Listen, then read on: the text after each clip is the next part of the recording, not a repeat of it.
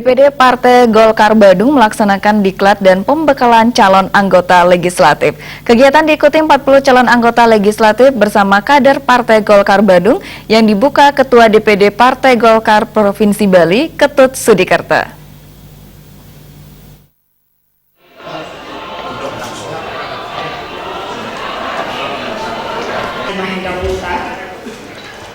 Sebanyak 40 calon anggota legislatif bersama para kader Partai Golkar mengikuti diklat dan pembekalan bagi calon anggota legislatif.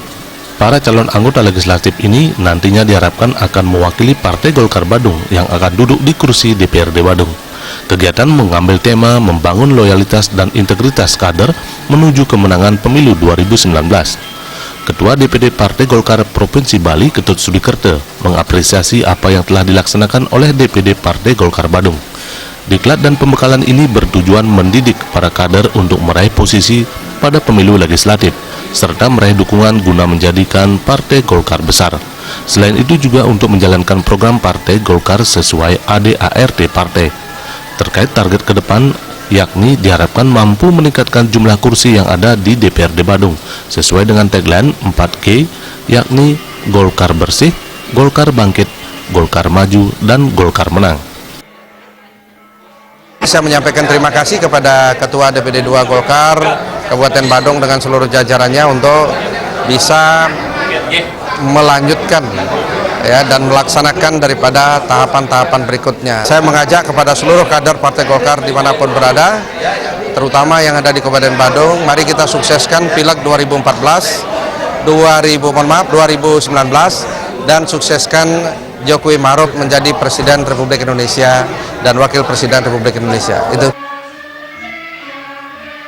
Ketua DPD Partai Golkar Kabupaten Badung, Wayan Muntre, mengatakan pelaksanaan diklat dan pembekalan ini bertujuan memberikan pemahaman terkait peran dan fungsi kepada para calon anggota legislatif ke depan, serta menjaga soliditas para kader Partai Golkar Badung guna menghadapi pemilu dan pilpres mendatang.